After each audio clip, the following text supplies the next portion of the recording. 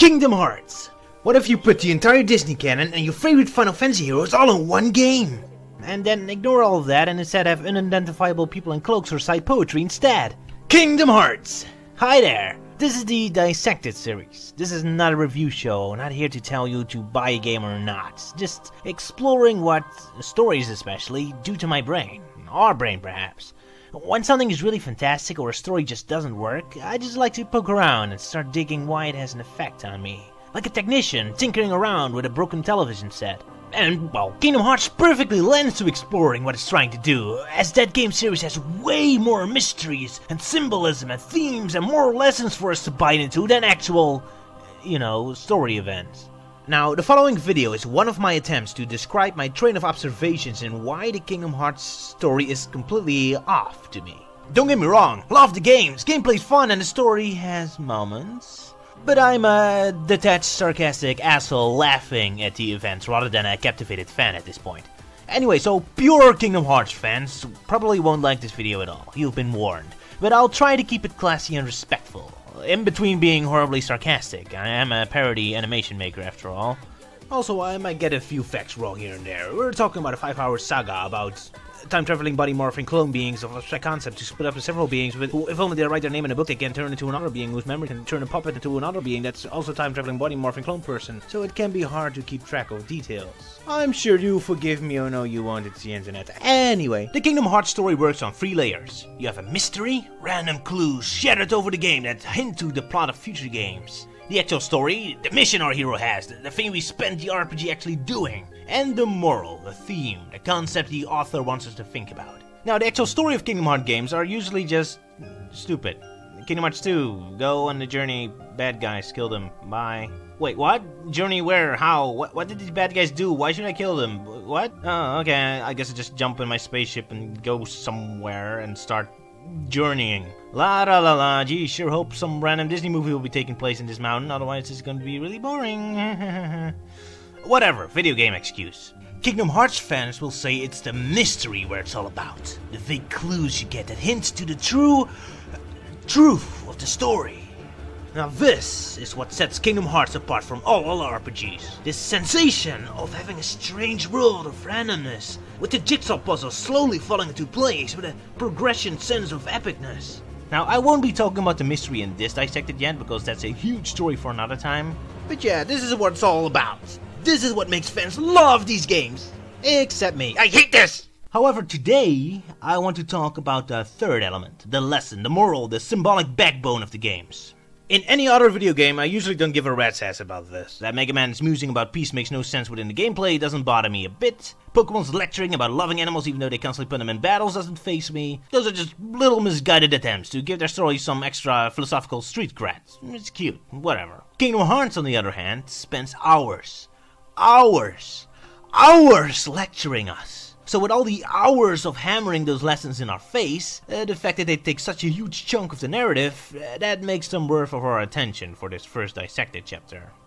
Now, Kingdom Hearts is a wonderful way of telling its story. First game, Prologue. Perfect example. Consider the following. After some random dream sequences, Sora wakes up on the beach. Lots of kids there. Anyway, they tell us they're stuck in the island. They muse about the place they originally came from, and now they want to escape. So they start building a raft, finding coconuts and food to escape. Now, I am probably a stupid idiot, but I tell you, when I played the game for the first time, I was convinced all these kids were shipwrecked or something. But then suddenly we get this scene. This damn scene! Sora suddenly being in a bedroom, and his mom talking to him. Wait, what? What is this? Is this another dream sequence? A flashback? What?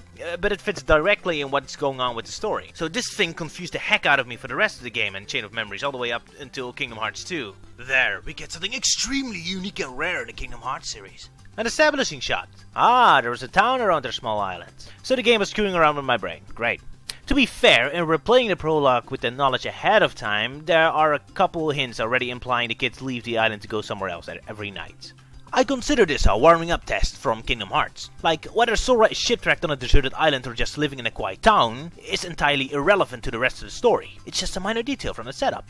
But it demonstrates something important. That plot elements, establishing information, is deliberately withheld or kept vague in order to strengthen the symbolism. See, the whole kids are shipwrecked on the island thing never happens in the actual narrative, but it does help visualizing their state of mind. Stuck in their mundane lives, they want to escape. Now, this entire prologue is a weird mixture between an almost actual story happening and self-contained symbolism. Okay, so Riku, he's on the island with Sora and Kairi, but is sick of being stuck on this island and wants to travel. So they're starting to build a raft. After a fun day of working hard and getting the raft finished, that night after Kairi and Sora left, Riku presumably looked at the raft and he's like, the raft. Sucks! Fuck you, raft! No, I need a more logical way of leaving this island. So let's go with option 2. Destroying the entire world! I'm being slightly hyperbolic, but that is pretty much what happens. The poor raft doesn't even get a test run. And we go from let's set sail to let's open Doomsday Door of Doom in a split second. And Kairi sees this happening and somehow immediately knows what's going down and disintegrates her body while slamming her soul into Sora's because apparently she can just do that. As a narrative, I'm completely confused. Now, this prologue is of course meant to be chaotic and crazy, the mystery and the disaster throwing us into the adventure. But even with the knowledge of later games, what happens is a bit iffy. Kairi has magical superpowers that will never be brought up again. And despite witnessing incredible life-changing events, Sora's pretty cool with everything, and can immediately jump into his role as a space-traveling action hero with very little mental adjusting. Oh, a giant monster tearing my planet apart! Let's go hit it with a stick! Whee! But that's because I'm thinking wrong. It's not supposed to be looked at as a narrative, it's supposed to be looked at as a series of concepts, ideas, emotions.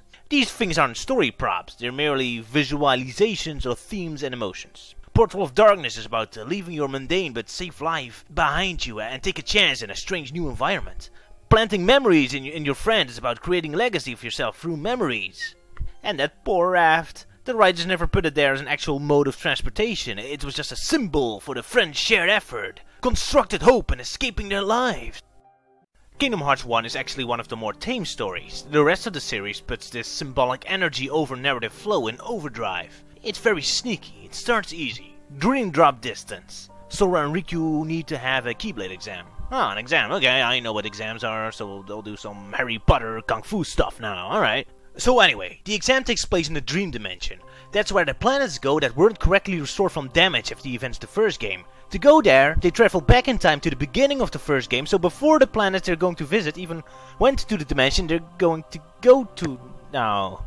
Wait, but it's established they'll take over the actual bodies of themselves, so aren't they causing a time paradox now? Then they go out to sea and start like, there's Ursula, and wait, what she's doing here? Disney characters can usually leave their planets, and then she's giant, even though in Kingdom Hearts 1 it's established that she can't become big until she got Trident Staff later in the game, so what? And then Riku and Sora win the fight, but they lose anyway, and drowning in the ocean, but apparently drowning in the ocean was what they're supposed to do. What's their instructions anyway? Go drown somewhere and hope you magically do what's necessary while unconscious? I'm not even scratching the surface even. There's got beings from different dimensions tinkering around, and every dream planet has different rules, and characters are on each other's head, and an organization My brain is sinking in quicksand of randomness and desperately grasping anything that's remotely solid. The few story elements I think I understand, but everything I think is solid contains a giant plot hole kicking me right back into the quicksand.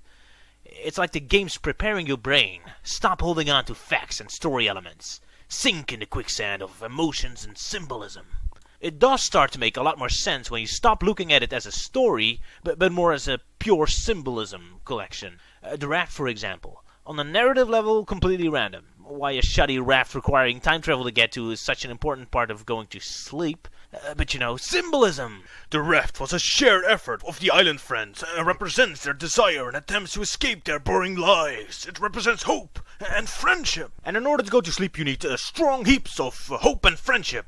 This is why lonely, depressed people never sleep and stuff. You know, it's symbolic. That's why I say Kingdom Hearts doesn't really have a story. It does, but the story merely visualizes ideas. My brain has problems with this, which is why the story structure constantly stings me. So I have to ignore story rules. Don't try to understand. Don't even try to figure out how anything relates to anything. Everything is symbolic. It's just a collection of ideas, emotions, meanings, but no actual context connecting them. Kingdom Hearts almost has no context. So, what is context? The core of Kingdom Hearts series is darkness versus light. Everything eventually comes down to this. Now, personally, I hate the concept of good and evil. I think life is way too complicated to just mindlessly stamp good or bad on concepts. Reading books, good. Watching TV, bad. context is way more important. Question. Who wrote the book and what is it about? Oh, what are you watching on TV?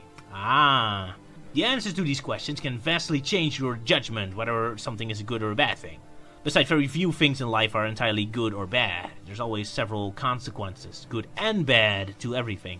Fast food is bad for your health, but it contains chemicals designed to make you feel good, so it can benefit your mental state if you're depressed. Good on the short run, bad on the long run. What's more important to you? Don't just stamp good or bad on it. Consider the consequences and make a mature decision. I only tolerate good and evil as concepts for children, as they're not old enough to make complicated choices. Or people who have to make quick decisions, like police officers or soldiers who have to make quick judgments and don't have the luxury to always contemplate the complexities of life. Whatever. Kingdom Hearts is trying to be smart. And don't tell me it's written for children, because I think most children are zoned out and just float along the emotions and the energy and are barely even conscious of what the heck this labyrinth of concepts is all about. So I am constantly looking for deeper meanings for this light and darkness. Darkness has to be more than just evil, because that would turn the entire Kingdom Hearts series into just a brainless Nintendo game. Good guys, bad guys, go kill them, pew pew pew pew. But there's all these complexities and ambitious flashbacks and plot twists and speeches and philosophical musings.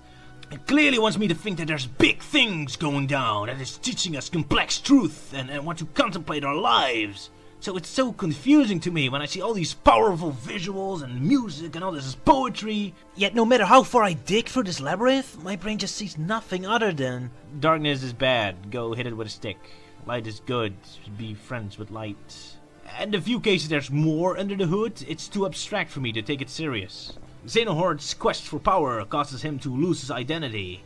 But not through logical, relatable steps, but because laser beams and power and darkness and pew pew pew and the cosmos and stuff. Why, you see, children? That's why ambition is dangerous. If you're too ambitious, then pew pew pew pew, bam, whoosh, and then you turn into this asshole. Ah, I don't get it. The context is iffy. Stories about themes, about teaching us morals, they usually have characters representing those themes. You know, protecting society versus greed and personal gain, order versus chaos, fearing death or accepting death. So when you have themes that you want the audience to learn, you put them in a context, a world, a fictional society. A Christmas Carol, for example. Scrooge represents self-preservation. People need to take care of themselves. Health and pleasure need to be earned. The Christmas ghosts take the opposing view. Compassion, cooperation, sharing strength, the strong helping the weak. So these themes are put in a context. We see Scrooge pass, he had an asshole father, sister was nice but died young, and most positive memories he has is achievement in studies and hard work. So he grew up in a take care of yourself attitude. And later we see the ghost demonstrating the effects of his attitude when he goes too far by showing us how Scrooge affects society, and we see how goodness and compassion can also affect society. So the themes are demonstrated in the actual world by physical, observable, measurable examples. This is something I'm painfully missing in Kingdom Hearts. First thing I'm desperately missing here is a sense of society. I don't get the sense that the Kingdom Hearts universe is an actual world. There's no governments, no kingdoms, no authority, no social structure, only illusions of them. The only form of society we get are elements within the Disney worlds, but yeah. Here's the mighty kingdom of Atlantis! One guy in a room. Oh, and a crap and a Daru doesn't listen. And worse, all Disney worlds exist in the void and have no connection to the rest of the universe in the main story. So even if I assume that the deserted streets and pathetic displays of society are just technical limitations of the game, and I have to imagine that, say, there's more than 4 people showing up at the Prince's pathetic ball, or Pete's trying to impress empty chairs with his evil speech, it has no value to the story at large.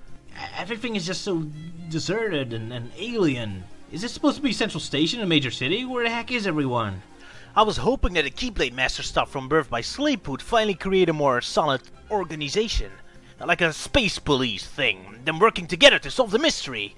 But nope, everyone is still flailing around aimlessly like a bunch of Soras. And outside of 2 boss battles, the only teamwork they do is hammering their eternal lectures about hearts and dreams through each other's throat. So yeah, there are tons of characters and some forms of society, but they're all extremely isolated. And because everything is isolated, things rarely affect each other.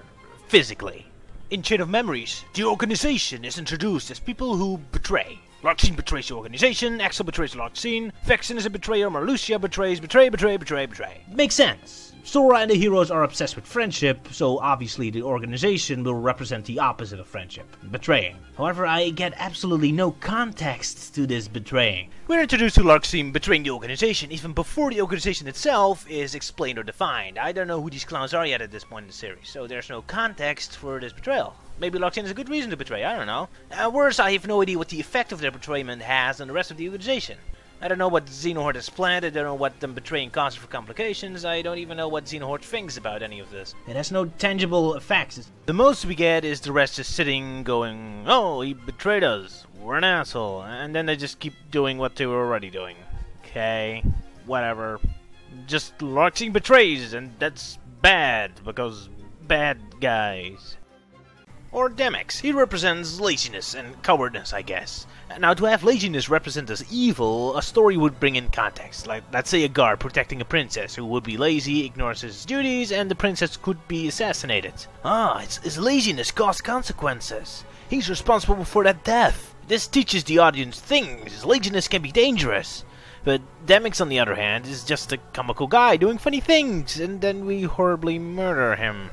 Murdering him isn't satisfying, he's just a comical guy. Why are we murdering him? Alright, he's bad guy and video game boss, so kill him! It's not exciting or fun or epic though, it's just uncomfortable. To me, for my story-focused brain, for darkness to be a true dangerous force, there needs to be an element of temptation. It needs a reason to exist. If everything about darkness sucks, then why do people even care about it? Harry Potter needs to overcome his fear of death. But fear of death is a logical attitude. Frodo's tempted by the ring to ease his pains and trials. Scrooge sticks with his self-obsessed attitude because that's what got him through his troubled past. The darkness they need to overcome has a valid value. The worth of darkness in the Kingdom Hearts universe, especially from the perspective of the heroes, is very... The first Darkness spokesperson Sora runs across that's trying to convince us of its worth is Ansem, who at this point we think is a scientist doing research in why people become infused with darkness. But instead of doing psychological tests and writing a book about the workings of the human mind and heart, he says something that the essence of the universe is darkness, whatever the hell that means, and then turns to a giant evil spaceship of flash shooting lasers and then explodes. But of course later we learn he was only the scientist's assistant, and he was doing this to regain his soul or get a magical weapon or start a war or... that explains what the hell's happening here. Yeah. The point is, weirdos fusing themselves with tree houses or turning into incoherent space monsters to destroy the universe doesn't do much to demonstrate to me why darkness is something to be desired. For normal people anyway.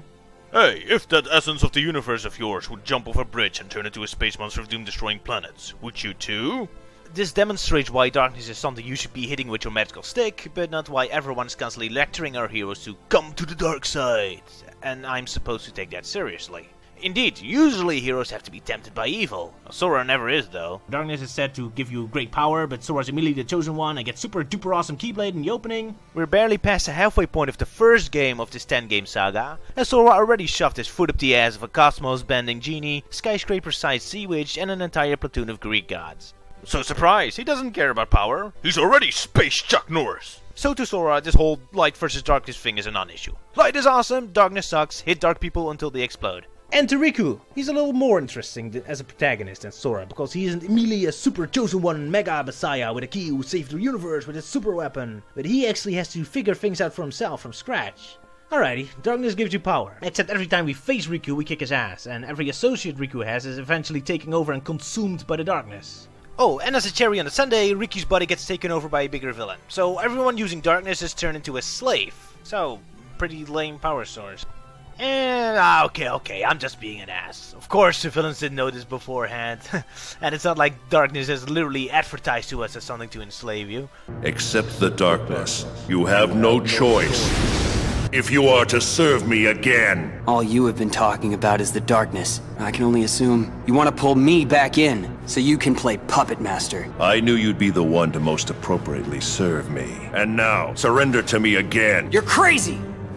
Oh, wait, never mind. Hey, Riku, want to become my mindless puppet? Oh, gee, that sounds swell. So, darkness destroys what you want, turns you into a monster, and takes away your soul. Well, whoopity-doo, sign me up.